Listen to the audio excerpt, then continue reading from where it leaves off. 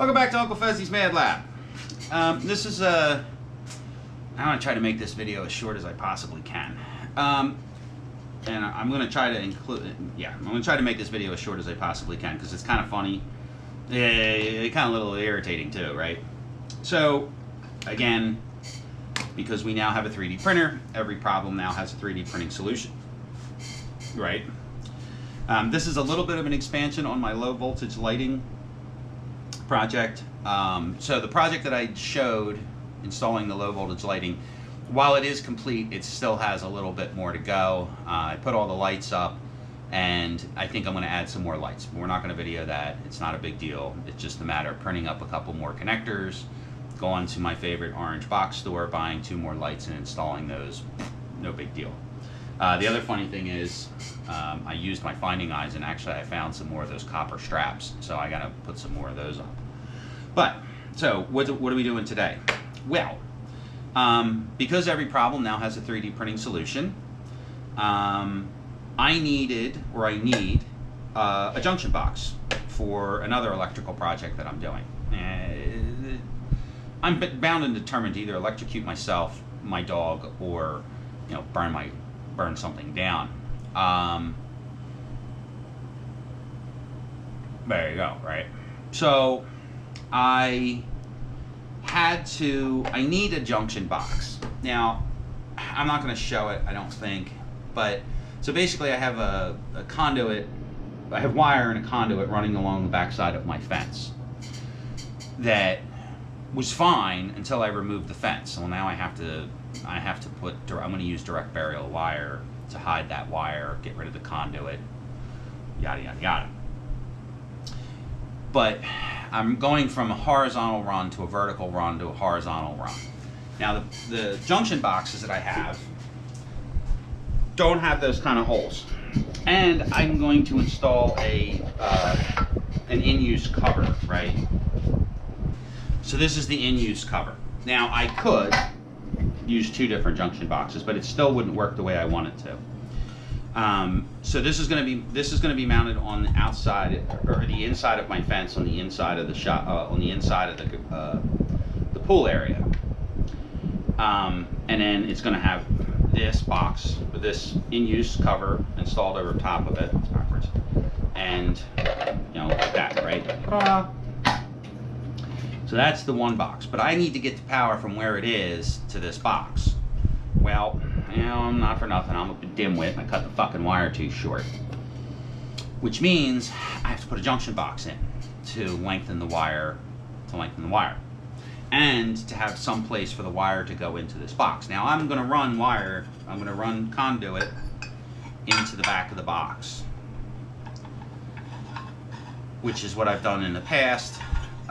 Put some silicone on this fitting here, put some silicone on that fitting there. The box will stay dry on the inside. At least I hope. I may drill a hole in the bottom of these, just in case. But what I really need is a box that goes into the side. Now I could just went and bought another one of these aluminum boxes, or went to Home Depot and bought a plastic, just a non-drilled box for I think they're like $10 or some weird thing like that. But every problem has a 3D printing solution, right, kids? So I went into Fusion and I modeled a box, and here we go, right? So there's a couple things with this box. One is I printed this out of solid ABS.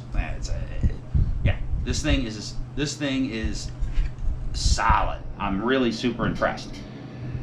Problem was the fucking thing took like 10 hours to print, but it's got weight to it. I mean, this thing is, I'm really impressed with this box, except 2 things I made a mistake with.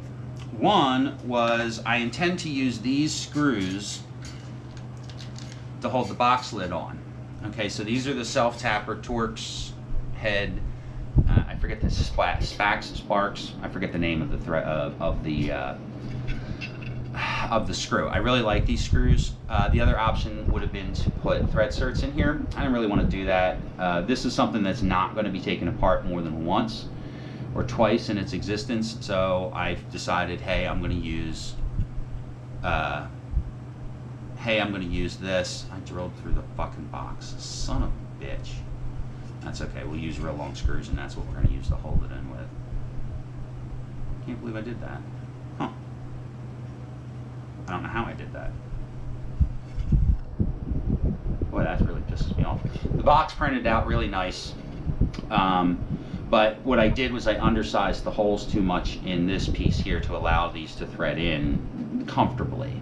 These will cut their own threads. These are pretty aggressive screws, but I was afraid of the box cracking, so I went and got used my numbered drill bits to make the hole just a little bit bigger to take these threads. It's still cut. I actually ran a screwdriver. I ran them in by hand and cut threads in the plastic. It worked out really nice. And I'm not overly upset that the hole went all the way through. A little bit, but not totally. I almost wonder if it's printed that way. I didn't notice it. That's a distinct possibility. But I think I just drilled through the bottom because, you know, it would have taken 10 seconds to put a drill stop in. But what I did, the same with the lid. So the lid just needs a little, they fit real nice in the lid. There's clearance. These holes are clearance, right? But the countersink is a little bit off. So I'm gonna just take a countersink bit and just real quick around the top so they fit nice and flush and look nice. No one other than me is ever really going to see this box. It's going to be on the back side of the fence. My neighbor might see it, but that's about it. Like I said, these are printed out of Bamboo Labs ABS. And I wish I could describe how substantial this part feels. I mean, like, I'm really super happy with it. Now, what did I screw up? Because I fucking screw up everything. If given the opportunity, I fuck it up. So, I actually printed this part. I printed this piece out as a test. This actually is the second test. So I printed this piece out as a test of the threads. Now these boxes, these boxes use 1/2 inch thread. I figured out that you can get away with using a 1/2 inch BPT thread because they're pipe threads, but they're straight. They're not tapered. They're not NPT threads. They're pipe thread, or they're straight threads. And this thing printed out beautifully. Again, 100% solid print. 100% solid print out of ABS. It's cool as hell. I'm like, and no support. It was already a 9-hour print. If I added support to this, which I didn't in the last one, it would have been like 12 hours. Fuck that, man. I didn't need it. Why do I have this, right? So this is actually supposed to go like this and thread into the back of, not this box, it's going to thread into the back of this box through a fence and a 5/4 board and a bunch of other stuff. So this box is actually going to be mounted like this. And like that, right? So this piece is kind of superfluous, not necessary. So I might not use it. I don't know. I was just going to kind of use it as a grommet. I actually have another piece of it over there that I printed out of a different type of material, PETG high flow. It came out just as nice, and it threads in beautifully. When I went into Fusion, when I modeled this in Fusion, so we can see where this is going, right? When I modeled this box in Fusion, I threaded the holes. And being a dipshit, I forgot to click the box that says model holes. So when I imported it into Bamboo Studio, it didn't export the threads because I didn't fucking do that. I didn't click model threads. I'm an asshole because this thing turned out beautifully, and I forgot the one misclick in a design turned into a box that it's not useless, because we're going to show how I'm going to unfuck my problem here. Yeah, so oopsie. Now the lid fits nice and tight, perfect. When I go to put this together, I didn't gasket this because I'm just going to put a little bit of silicone around the inside when I put the screws in. I want to use something that I can get back apart. A gasket obviously would have been the way to go, but you know, printing a TPU gasket if we want to go crazy, right? But the truth of the matter is, I could just put a little tiny bit of just standard, you know, silicone around it, put it together, or gasket maker, Right Stuff, whatever, to seal this box up, because the box is going to be oriented this way on the fence. I almost had another moment there. So that the conduit's going to come in here and come out here and run down the fence. So how am I going to unfuck this problem? Well, I watch a sailing channel called Sailing Uma, and the guy, so basically this couple, you know, typical YouTube shit, right? This couple bought a 1970s. If you haven't ever watched the channel, it's a pretty cool channel because they do a lot of really cool stuff. They're sailing in northern latitudes. They're rebuilding their boat right now because the boat that they had bought was a coastal cruiser, and the truth of the matter is they have beat the living piss out of that boat. It was never designed to cross oceans, and they crossed oceans with it and going all kinds of crazy places, and then now they have to rebuild the boat. But one of the things that I learned from watching him was that you absolutely can thread plastic if you need to. If you're out at sea and you've got nowhere to go, and you know, if you've got nowhere to go and you have a limited ability to have tools, you can thread plastic using fittings. So that's kind of what we're going to do today. Now, for total total honesty here, I already did it. I know I joke around in my videos about I want to see all the warts, and I want you to see my failures because it's fun to laugh at me. But I wanted to test it ahead of time before I got the camera out. Not because I didn't want to see, I didn't want everybody to laugh at me when I broke something on camera, but just because it takes a couple minutes to set the camera up. So, I guess I could move the camera and get it in closer, but I don't really feel like it. Because you don't really need to, you get the idea of what's going on here. So I have, so that's, yeah, I mentioned that. So this is a piece of 1/2-inch pipe, and it's 1/2-inch pipe thread, so it's tapered. So what I'm going to do here, and the holes are actually spec'd out properly for pipe. The holes are spec'd out to the right size. So if I had a pipe tap, if I had a 1/2-inch pipe tap, I would just use a 1/2-inch pipe tap on this stuff because it's solid plastic and the pipe tap will zip right through it.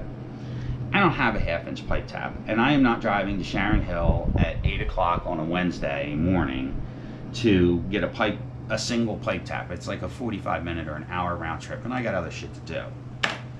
So we're going to thread these. Now these pipe threads are really sharp. This is a brand new pipe nipple. I used it on my other project. I used it on one of my other projects. So actually this edge is not sharp. This edge I'm not going to use. I'm going to use this side because I ran this one on a wire wheel and it dulled the threads. This side, and that's cut you sharp. Hopefully it'll be cut plastic sharp. So, let's see if we got enough gas in this thing. I'm just using my little torch. We all know I have the ability to create an incredible amount of heat. I don't need to create an incredible amount of heat with this. I just need to create enough heat to soften the plastic. I don't want to melt it. I don't want to boil it. Yeah, I'm out of gas. Son of a bitch.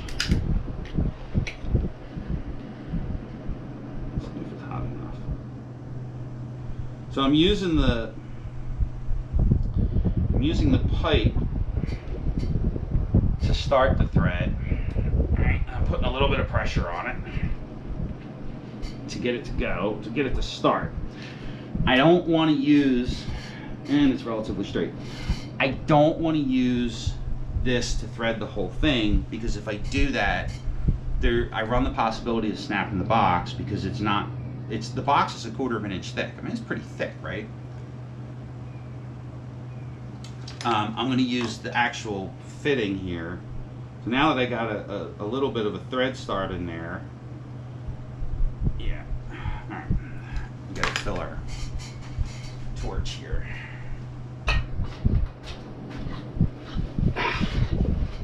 More heat. There we go. Now that's a fire. Okay, so.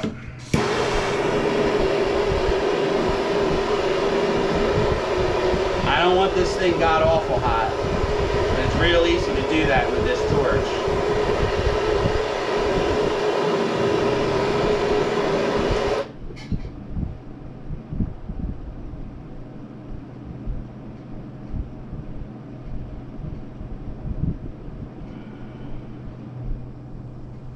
The smell of burning ABS. Now, if I was smart, what I would have done is I'm gonna press on it. I would have cut a notch in this fitting to help with it cutting threads.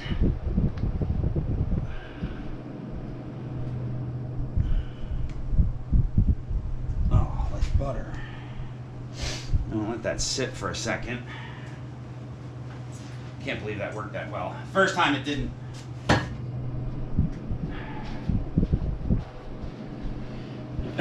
The first one I ran through, I had a little trouble with. It worked, right? And it absolutely worked. So, that came out absolutely fucking beautiful.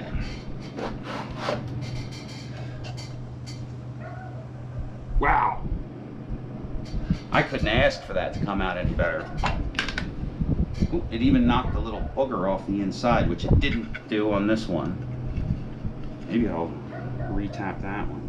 Wow, they came out perfect. I'm not gonna lie, I'm a little shocked. Now, just because, I'm gonna try it.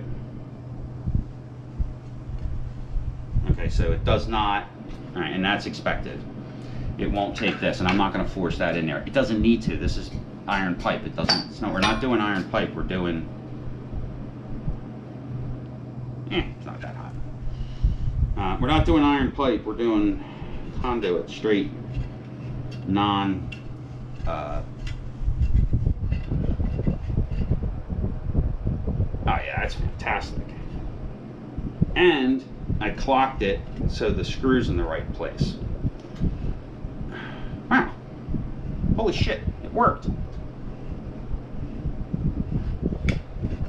I'm floored. For a brief moment this morning, I was afraid I was going to have to shit can this project, and I would have pissed me off, because it was not the waste of material. I don't really care about the material. The cost of the material is nominal. It's the time. Oh, the other thing is, I projected I forgot to fix that, so there's kind of like a doink in the middle there, because when I did it in Fusion, I projected the sketch from the bottom to the lid, and it had a hole in it, and then I had to go back in and fill the hole, but apparently I didn't fill it in right. Man, I can't get over how nice and heavy this is, and they sound good too. You know, as compared to that, this is extra drafts.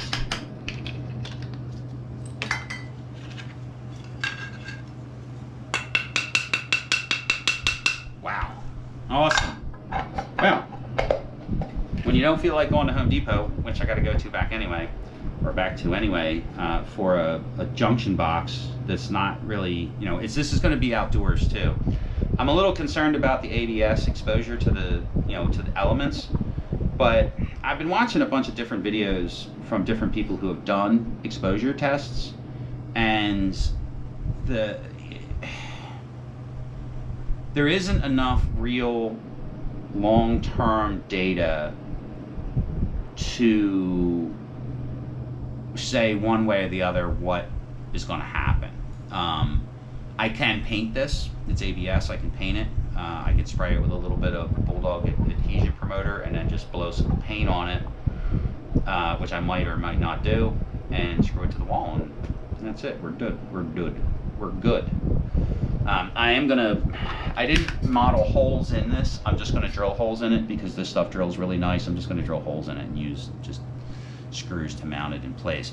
If I had printed this with a lesser infill, I would have modeled holes, but I knew from the very start that I was going to print this at 100% infill. So I didn't need I didn't need area around the screws to provide support. So if you try to drill through something and put a screw in it, like these, those holes are modeled because there's plastic around the outside of the holes to support the hole. If you just drill a hole in this thing and put a screw in it, you'll crush it instantly. Especially these, because they're like super draft. These are as weak and as light as I could possibly make them, because I'm going to throw them away. This, I hope, outlives me. I know it'll outlive me, at least according to the tree huggers. My great grandchildren are going to be, you know, ejaculating microplastics. All right, so there we go. It wasn't as short as I wanted it to be. We're going to show some of this project later, but on to the next stupid fucking project.